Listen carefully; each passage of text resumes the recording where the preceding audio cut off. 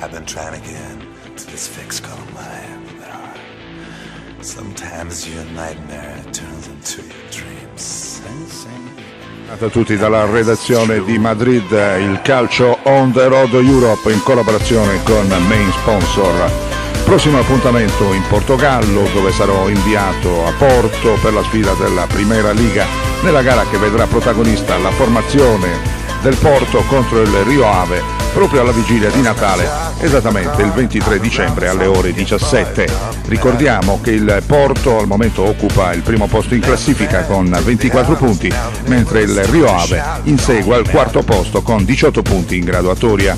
Si gioca nel bellissimo stadio do Drogao con una massima capienza di 52.000 posti a sedere. Ricordiamo inoltre che la formazione del Porto, fondato nel 1893, è la squadra più blasonata del Portogallo insieme al Benfica, avendo vinto ben 28 Primeira Liga, 21 Supercoppe di Portogallo, 2 Coppe dei Campioni e 2 Coppe UEFA, oltre a 2 Coppe Intercontinentali. Un palmarès di prim'ordine che colloca il club tra le formazioni più importanti anche a carattere internazionale.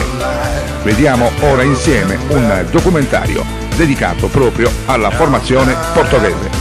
Può partire il nostro approfondimento. Grazie a tutti per l'attenzione. Da Madrid, la linea che può andare alla regia.